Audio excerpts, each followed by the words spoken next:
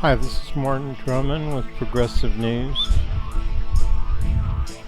It's Friday, September 22nd, 2019. And I'm sure you all heard this before, but I'm going to give my take on it. We'll discuss the issues later. These people gathered outside the Capitol Hill in Washington, D.C. for a rally against gun violence, but took the chance to voice support for the impeachment of President Donald Trump. U.S. House Speaker Nancy Pelosi was there too, a day after she announced a formal impeachment inquiry by the House of Representatives. The fact is that the President of the United States, in breach of his constitutional responsibilities, has asked a foreign government to help him in his political campaign at the expense. And which constitutional... What did he... This woman is literally a moron. You know, the more I talk to lawyers, the more I realize all they know is the law. They don't know anything about logic and reason.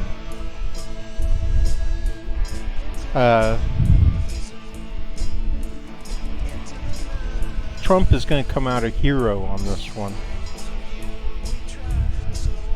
I mean, even I can't deny that he was investigating a crime. He was investigating under Obama, influence being sold right out the door of the White House. He was, I mean, it's a crime what Joe Biden did and his son did. It's an absolute crime. And there's nothing illegal about anybody doing what they can to get information on that crime. So he's got access to the Ukrainians at the highest level. He's probably figuring who better to ask questions about it than the president of Ukraine.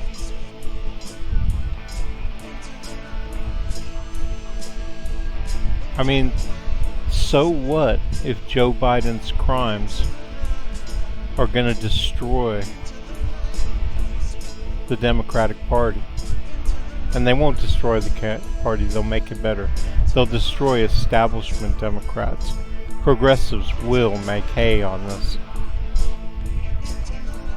They will use it to point out how all of the establishment Democrats are a liability.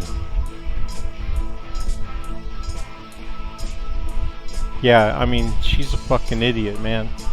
Trump has a Russian mafia casino on the floor underneath his offices in Trump Tower.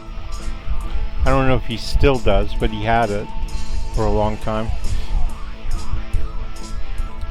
There's several provable cases of laundering Russian mafia money, whether that's amounts to supporting white slavery or black slavery or whatever the Russian mafia does. You know, all of these things that she could go after Trump on, and she's not going to. It just proves that in their own way, they support each other. Right? I mean, the only thing that I can make out of this is that Pelosi hates progressives so fucking much that she's gonna try and make the party look bad, and that she thinks that some of that shit will stick to progressives. Well, it won't. Because the progressives are going to come out and say, you know, yeah, they may be in favor of impeachment, but not for this reason. And you know, Pelosi doesn't control the impeachment process. All the Democrats are going to get to take shots at him.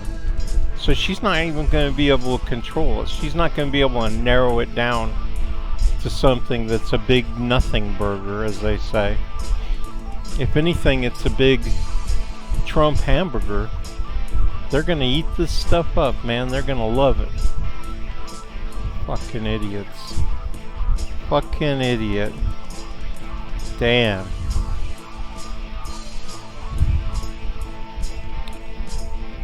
Do you think she knows she's so self-destructive? She's not gonna hurt the party.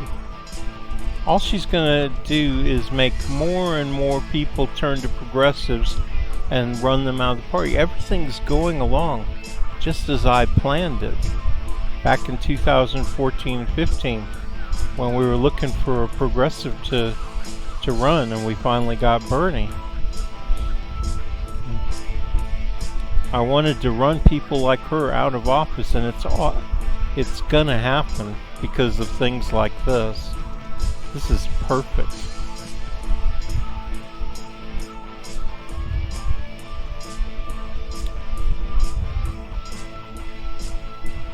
This is Martin Drummond with Progressive News. I hope you enjoyed my segment. Yeah, that's from back in the day when I was more worried about Republicans, and I still am. But now I know that establishment Democrats are just as bad.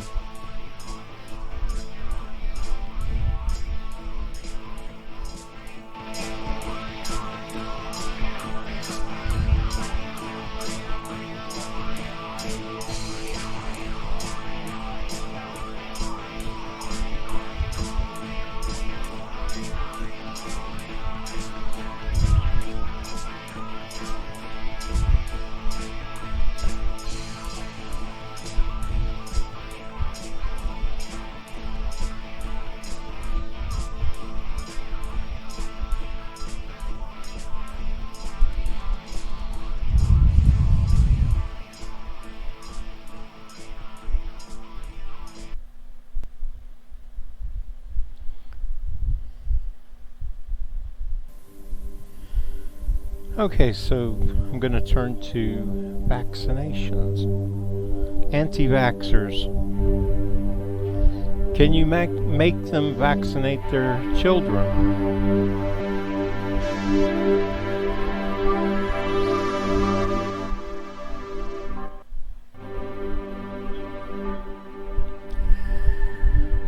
No, you cannot. You can't force people to let some stranger poke a needle into your baby and inject them with a fluid. I don't care how good it's supposed to be for them. You just can't do it.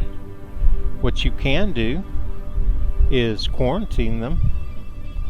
You know, I would think you would have to be in an instance where there was a chance, as in there was, you know, the measles going around that neighborhood. So like you have these Orthodox Jews, and because they've never vaccinated their kids are catching it and passing it on, mostly to other Orthodox Jews. Is it an epidemic? No. I mean, there's only 900 cases of measles in the United States right now, and they're all confined to a very tiny location. And they've all been caused because somebody from Europe or wherever came here and infected somebody.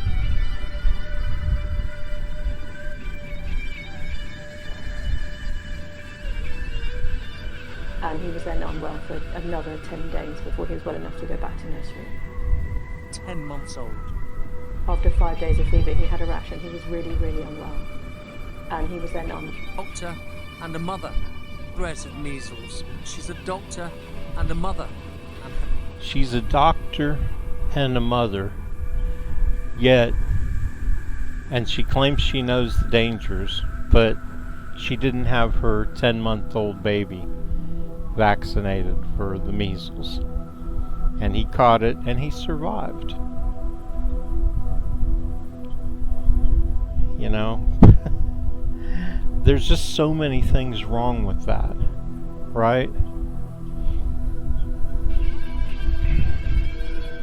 Now, people who won't vaccinate their kids when there's a clear epidemic going, or people catching it in their neighborhoods, around their neighborhoods, then you know, maybe they have to be quarantined for a while, and at least until they decide to have their kids vaccinated. But you know, these stories, there's so much glaringly going on that's wrong.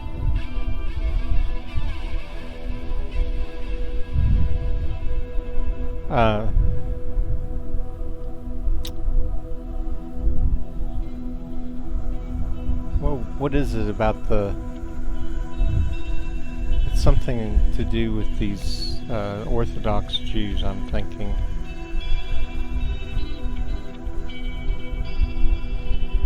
Well, I've lost my train of thought, but there's something there. I forget what it was, but you know, I mean, first of all, how do we know? I mean, why don't we watch these communities and see how this thing plays out? How many people catch it? How many people die?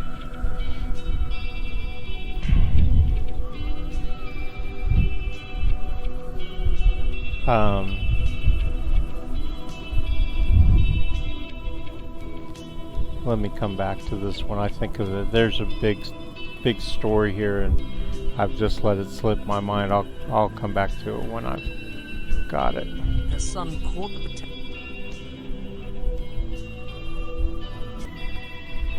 Well, I can tell you one thing that's wrong with it, and that's the the whole country is being forced to have their kids vaccinated. So people in Wyoming, you know, 100, 500, 1,000 miles from the nearest person with the measles, is being asked to vaccinate their kid. And we know how much money people are making off these vaccinations. I'll tell you what, you make these vaccinations non-profit, and then come back and ask me if I have a problem with them vaccinating every child, or 95%. I mean, they're trying to up the amount of children vaccinated from, it's already at 92%. And they want to up it to 95%. And I mean, where is this a health crisis for somebody in Texas when it's happening just, you know, one little tiny area in Washington State, one little tiny area in San Diego? Vaccinate those people. Make sure they're all vaccinated.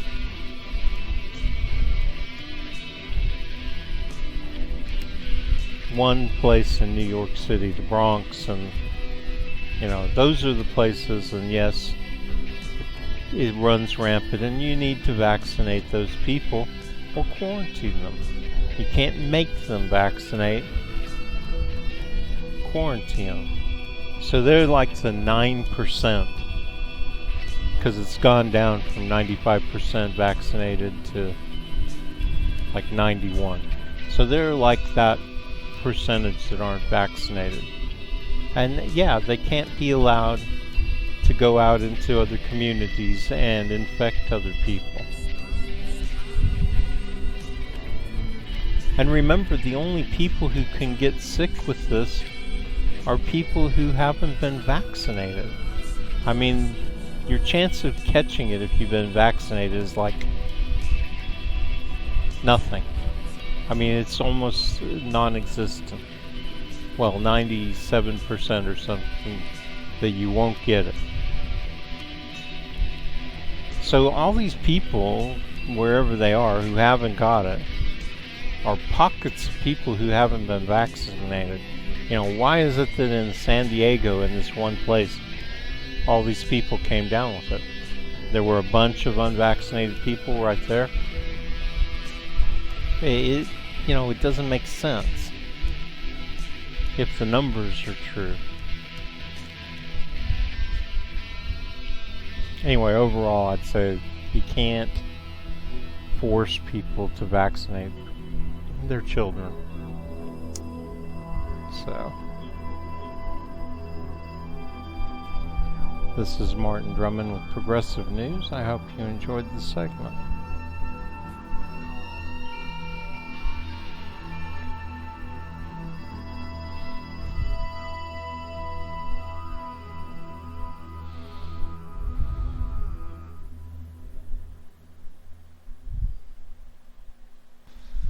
Okay, so I do need to make one correction. If you get 2 measles vaccines, then it's 88% effective. It's not quite as all powerful as I mentioned.